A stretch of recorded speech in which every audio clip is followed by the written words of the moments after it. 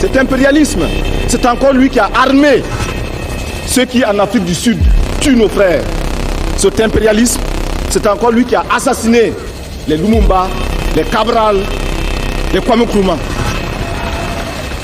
Nous enterrons l'impérialisme ici.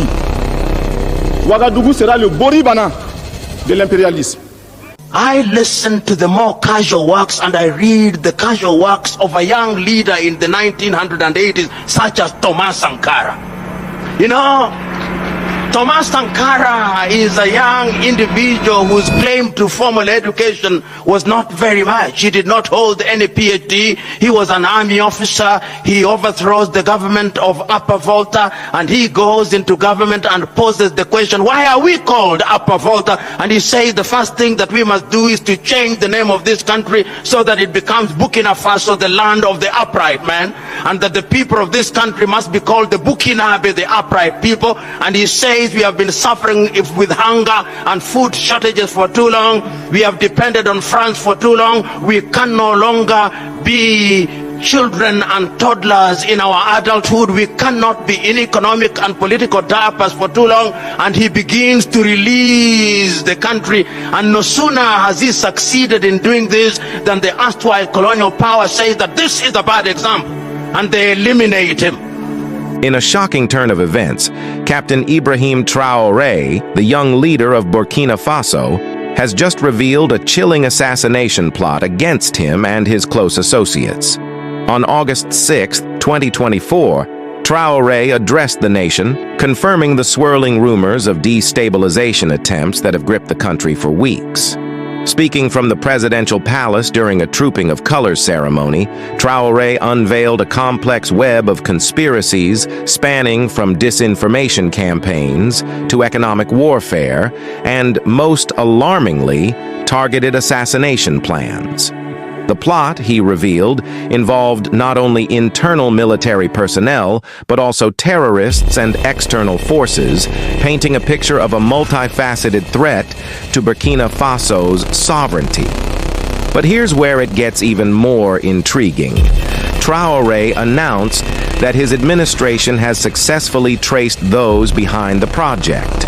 Several military personnel within the security and defense forces have been arrested and will face prosecution. This begs the question, how deep does this conspiracy run? And who are the shadowy external forces pulling the strings? In a bold move to counter future threats, Traoré declared his intention to recruit more intelligence agents within all ranks of the Burkinabe military. This strategy aims to nip any destabilization projects in the bud before they can take root. But is this enough to safeguard the nation's future? Or does it risk creating an atmosphere of paranoia within the armed forces? The young leader didn't mince words when addressing the gravity of the situation.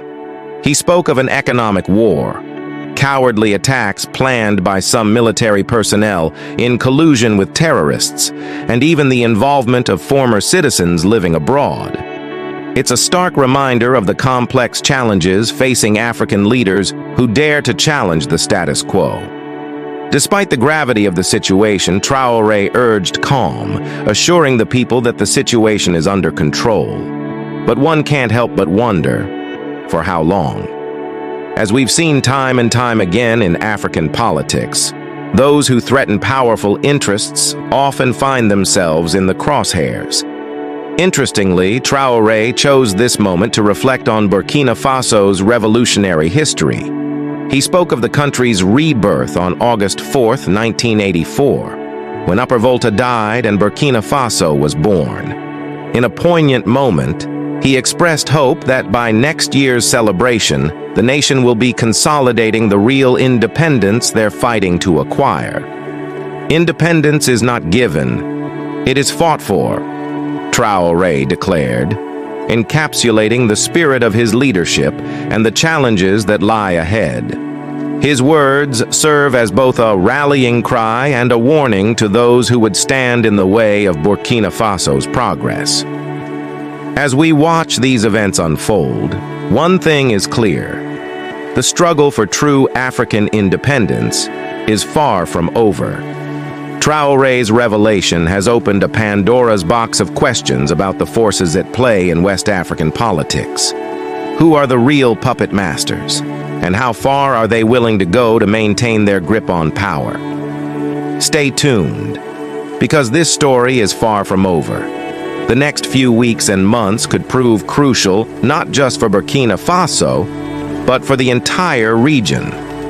Will Traoré's bold stand inspire other African leaders to follow suit? Or will it serve as a cautionary tale? Only time will tell. But one thing's for certain.